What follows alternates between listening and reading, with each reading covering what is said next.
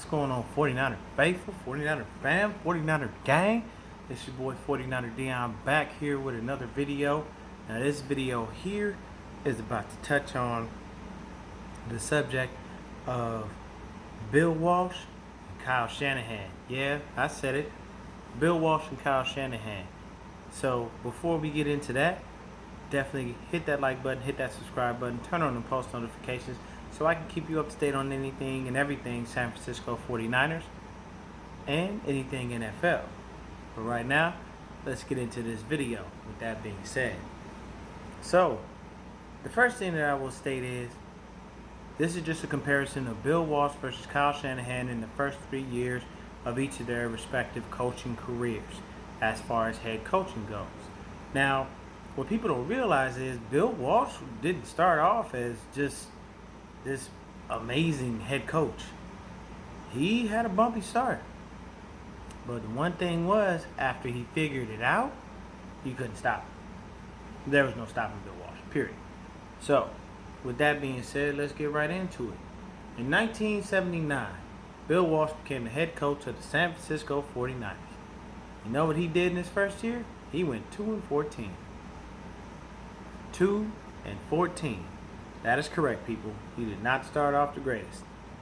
He had a team yardage total of 5,573 yards. Kyle Shanahan becomes the head coach of the San Francisco 49ers in 2017. He started off 6-10. Team yardage total of 5,587 yards. 1980, the second year. Bill Walsh has an identical record to Kyle Shanahan's, where he went 6-10. Team yardage total was 5,320 yards. 2018, Kyle Shanahan goes 4-12. Team yardage total of 5,769 yards. Now here's the kicker. Here's the kicker for you people. 1981, Bill Walsh's third year as head coach of the San Francisco 49ers. Team yardage total of 5,484 yards and a Super Bowl win. Kyle Shanahan, 2019, 13-3, Super Bowl loss. The difference between the two is just the fact that Kyle didn't win his Super Bowl, and Bill did. Bill brought us 3 of them things. And throughout the 80s, we were the most feared team in the league. People did not want to play us. Now, after Bill's third year in 1982, there was a work stoppage because there was a strike. So the Niners, I believe, went only 3-9 or 3-6, if I'm not mistaken. So that was another losing season for him. So there was a bit of a Super Bowl hangover. But then you got a work stoppage on top of that. There was a strike. So it's kind of like, how do you kind of get back in the groove of things? After that, for the rest of his coaching career with the San Francisco 49ers, Bill Walsh did not have another losing season, and he never had a season where he won less than 10 games. The man masterminded the West Coast offense. He was a genius well beyond his years, and his coaching tree spans ridiculously far. If you mention that name amongst head coaches right now, eyeballs light up. People go, man, I don't know where I would be if it wasn't for that guy. Andy Reid, you know what I'm saying? Mike Holmgren, Steve Mariucci, you know, all these guys, Mike Shanahan, all of these dudes, all of these head coaches out here running any type of West Coast offense, you can thank Bill Walsh for that, because he was the man who fathered it. He started it, and tell you the truth, this man was amazing at it. He let everybody know what was going on. So another similarity between the two, running back by committee. And you had to be a dual threat back. You never saw a running back that did not do both, run and catch, in Bill Walsh's system. And it's the same thing for Kyle Shanahan. When he was in Atlanta, what did he have? A dual threat back when it came to Devontae Freeman and Tevin Coleman. Why do you think Tevin Coleman is here, people? Because he does both. We have dual threat backs. You didn't have one receiver that did everything. The ball was spread around. Everybody got love. If you notice, the only time Kyle Shanahan really had a 1,000-yard receiver was in when he was with the Falcons. You got Julio Jones. That's a man child. Man's a beast. Yeah, you go get 1,000 yards, man. That's Matt Ryan's favorite target. Why you think every time Julio wanted his money, Arthur Blank appeased him and went ahead and paid that man? Because he knew at the end of the day, I don't have another viable receiver on my team that's better than him. And I know that I need Matt Ryan to be Matty Ice and be able to keep throwing him that ball. That's how it works, people. But Kyle Shanahan is a genius. Once again, Bill Walsh, father of the West Coast offense, genius offensively. Now, his first 3 years in the league, Bill Walsh was 21-27. So when you look at it, you're like, man, that's a ridiculous. He was under. As far as his record, he was under 500. Now Kyle Shanahan, on the other hand, is 23-25. So he had 2 more wins than Bill, and 2 less losses. So they're so similar and so close in numbers. This is just flat out ridiculous. These guys have everything in common that you can think of. And when Ronnie Lott went ahead and said what he said, that Bill Walsh, that our Bill Walsh right now is Kyle Shanahan, this is the reason that he was speaking in reference to these things. These numbers and figures do not lie, people. And Bill Walsh is definitely one of the greatest. And I love the fact that he brought us 3 Super Bowls. And that man was 3-0 in Super Bowls. You couldn't tell him nothing. Nothing at all. I can guarantee you that. So the beauty of that is, that everybody was so grateful that he brought us to such prominence in the 80s. And we definitely were the team to be feared, man. The Bears had that one little year, 85, but I tell you, outside of that, he didn't want to fuck with the Niners at all, period. So you gotta look at it like this. His first season in the league, Bill Walsh, that is. I'm just going to the numbers. His first season in the league, Steve DeBerg was the quarterback, people. Steve DeBerg, he went 2-13. He had 347 completions, 60% completion percentage, 17 TDs, and 21 interceptions. Joe Montana started 1 game. He was 0 for 1 because he lost that game. 56.5% completion percentage, 1 TD. But look at the running backs. Paul Horford, 615 yards. O.J. Simpson, the juice, people. The juice, 460 yards. Wilbur Jackson, 375 yards. Hofer had 7 TDs. Juice had 3. Jackson had 2. Running back by committee, people. This is not a game. Freddie Solomon, 807 yards, 14.2 yards per catch, 7 TDs. Mike Schumann, 39 catches, 452 yards, 4 TDs. Ken McAfee, 24 catches, 266 yards, 11.1 yards per catch, 4 TDs. Ball being spread around. Nobody gets everything by themselves. Everybody gets love. 1980, next year. What happens? I'm trying to find my stash. I apologize. I'm trying to keep this ball rolling in the right direction. So, 1980, second season. That's when he went 6-10. 5,320 yards as a team. 8-game lose. He started out 3-0. So you thinking in the beginning of the season, yo, this is great, man. We rolling. 8-game losing streak. Sound familiar? What happened with Kyle in the beginning? What happened with his first year when he had Brian Hoyer there? It took us to start C.J. Beathard to get us our first win. Come on, people. Look at the signs. Come on now. This is history repeating itself. It's just maybe the years are flip-flop, but you can't tell me that it's not correct. Bill's second season and Kyle's first season, the numbers are identical. Their third season's identical. The only difference is that Kyle didn't win the Super Bowl. That's literally it. And Kyle had more yardage than him. Kyle in his third season as the head coach, 6,097 yards as a team. Are you fucking serious? Come on, people. We putting up numbers over here. Numbers. And it's all predicated off the run. The run sets up the pass, and sometimes even the pass sets up a run. There's so many moving parts to Kyle Shanahan's offense. If you just watch certain plays over and over, you will see the attention to detail that he has for each individual player. Everybody knows their assignment and their role, and they know what to do. Kyle Shanahan is one of the very few head coaches that you are going to see in the league that will call a touchdown. The man stood on the sidelines and told the ref he gonna hold him on this next play. Watch. What happened? He held him. He had been doing it all game. Kyle called it out. Kyle told George, you run this play as long as you don't fall, touchdown. George caught the ball, kept running, and said the only thing that was in his head was, don't fall.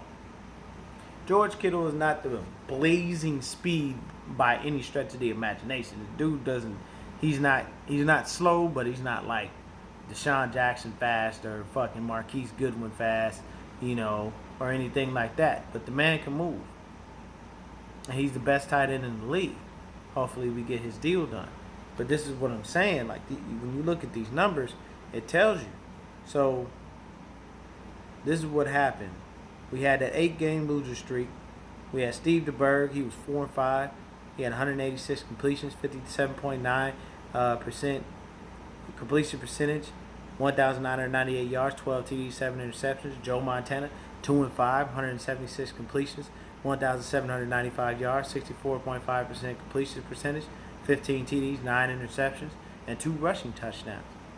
Earl Cooper, the fullback, people, 720 yards, 5 TDs, 5 TDs rushing, 4 TDs receiving, 1,583 yards total by all running backs. Running back by committee, people. Who else is doing that right now? Kyle Shanahan. The similarities are too close, man. We got our Bill Walsh for this time frame. Why do you think they gave that man an extension? They don't want him going no fucking where. You can find a new GM. And there ain't no disrespect to John Lynch, and there ain't no slight at the man, but he's only found 7 starters in the last couple of years. Outside of this crop of rookies, and we don't know anything yet because we haven't gotten there. You know what I'm saying? But Dwight Clark, leading receiver, 82 catches, 991 yards, 12.1 yards per catch, 8 TDs. Once again, Freddie Solomon, 48 catches, 658 yards, 13.7 yards a catch, 8 TDs. Those are numbers and figures you cannot argue with. You see what I'm saying? Third year for Bill Walsh when they went to the Super Bowl. Joe Montana, 311 completions, 63.7% completion percentage, 19 TDs, 12 interceptions, 3,565 yards. He was sacked 26 times. You know what I'm saying? Running back by committee. Total, 1,170 yards between Ricky Patton, Earl Cooper, and Johnny Davis. Patton had the most with 543 yards and 4 TDs. Freddie Solomon, 969 yards, 16.4 yards per catch. 8 TDs. Dwight Clark, 1,105 yards, 13 yards per catch, 4 TDs. Charlie Young, tight end, 37 catches, 400 yards, 10.8 yards per catch, 5 TDs. The ball is being spread around, people. The love is getting to everyone. It's not just one individual on the field. It means that everybody touches the ball. It's the same thing with Kyle Shanahan. Check this out. Kyle Shanahan, first year. Brian Hoyer, 0-6. 58% completion percentage. 1,245 yards, 4 TDs, 4 interceptions. We benched that ass. C.J. Beathard, 1-4, 54.9% completion percentage, 1,430 yards, 4 TDs, 6 interceptions. The only win he got us was against the Giants, and it looked like in our locker room we had just won the fucking Super Bowl. Next up, you have Jimmy G. After we traded for the man, he was running a makeshift part of the offense, not even the full expansion of the playbook. 5-0 and beat several playoff teams. I don't care how many people want to discount that. The man did it. He beat several playoff teams that year, and everybody was like, oh, well, they weren't really that great. You cannot take that away from the man, okay? Period, point blank. Jimmy's record speaks for itself, and if you don't like Jimmy, you think he's a shitty quarterback, and you think he's not good enough, then, at the end of the day, you cannot argue with numbers. At the end of the day, what do you want from your quarterback? To win. Who gives a fuck how he gets the W? It's just that he gets the W. We won that game against the Green Bay Packers by running that ball down their fucking throat because they couldn't stop it. Oh, but Jimmy didn't throw the ball. He didn't do this. He didn't. Really? Why do we? I'm sorry. I'd have the same attitude Jimmy did. I could give two fucks how I win this game as long as I win it.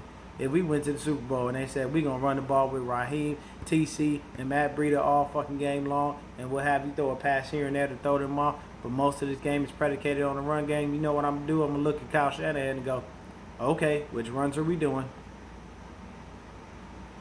Richard Sherman said it best, man, you can't go to your job and tell your boss how you going to do your job. There's a layout, there's a blueprint of what they want you to do.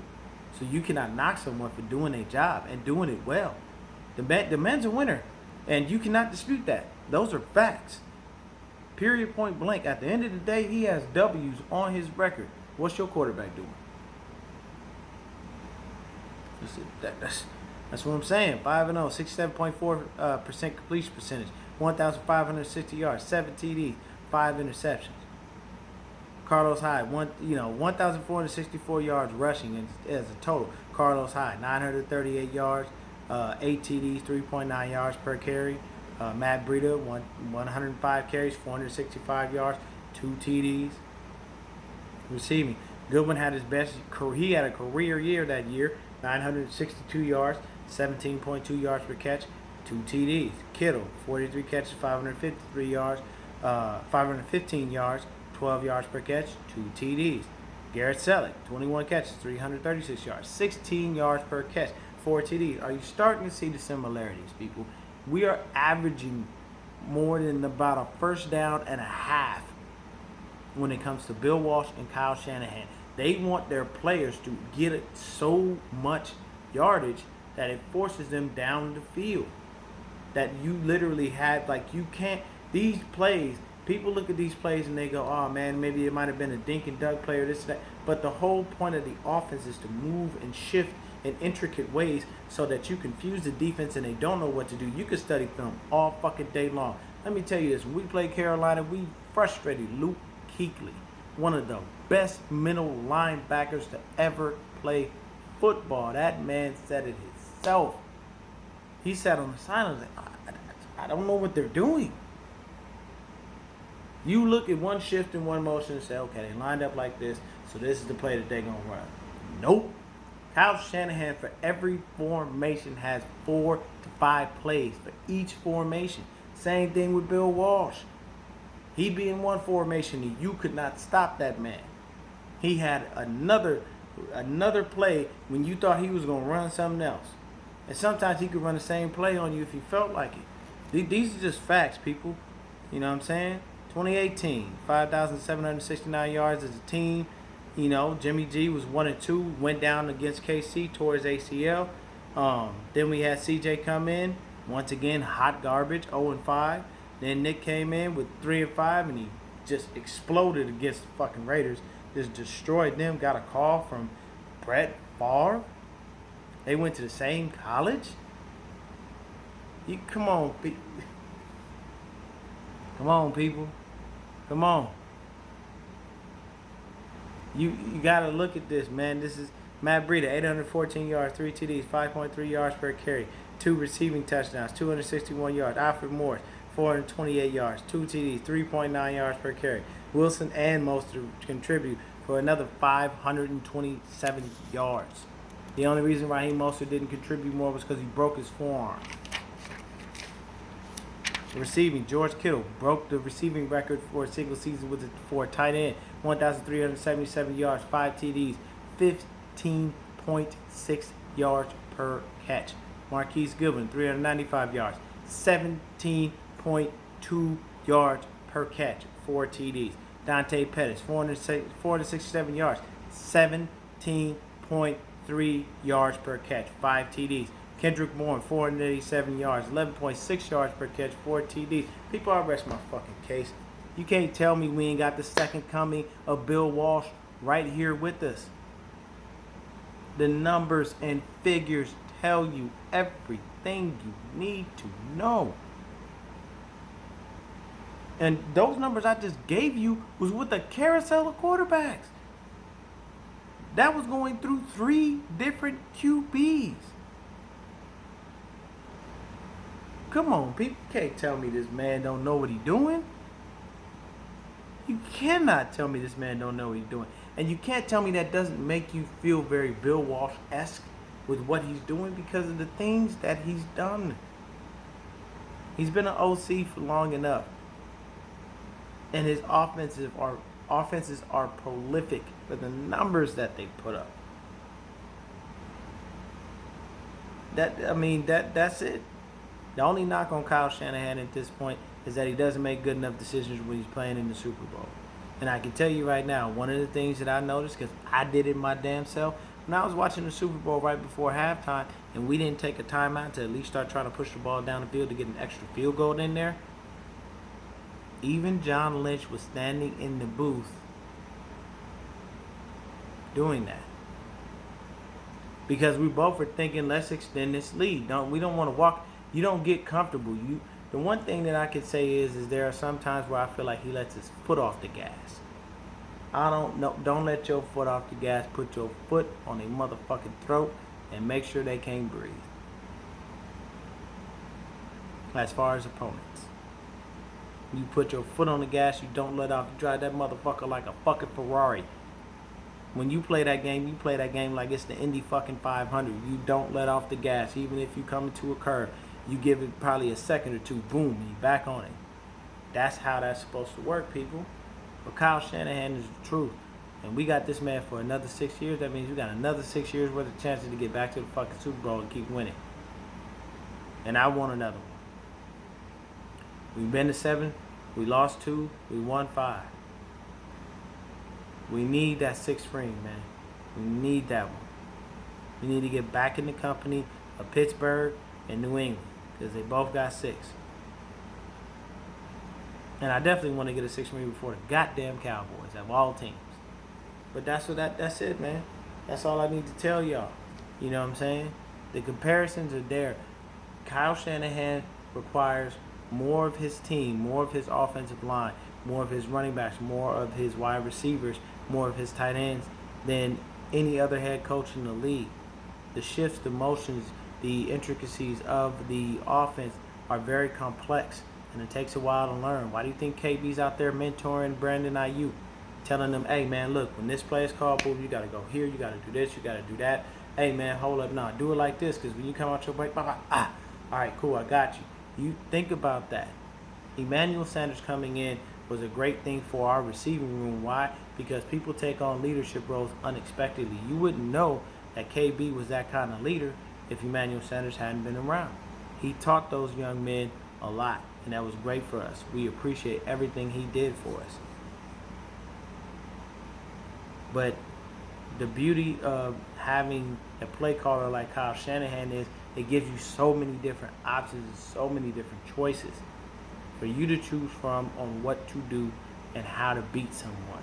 If the game plan is executed properly and that other team cannot stop it, there's nothing you can do as a defense. I can't wait to the game, to the opener, because I'm waiting to see Isaiah Simmons shut down George Kittle as he said he could. He said at the combine, I'm going to shut down Kittle. I'm waiting on you, young blood. I want to see you do it. It ain't going to happen, but I want to see you try. But at the end of the day, guys, Bill Walsh and Kyle Shanahan are one in the same, and Shanahan is a product of Bill Walsh. He is an extension of his father. His father is an extension of the West Coast offense because that's what he ran. If you notice, when he was in there in Denver, what was they doing? Running the goddamn ball down your throat with Terrell Davis. I'm not saying they didn't have receivers. I'm not saying Shannon Sharp didn't exist, but I can tell you right the fuck now, there was a damn good helping of running that ball. What did we do with Bill Walsh? Ran the ball. What did we do with Kyle Shanahan? We run the ball. Run sets up the pass. The numbers and figures are there. 2 identical seasons as far as records go, and both of those seasons yielded the same results. I don't know about you, but that's more than enough for me. That's the end of this video. I want y'all to have a blessed day, have a blessed evening. And remember, we got our Bill Walsh. His name is Kyle Shanahan. And I'm out.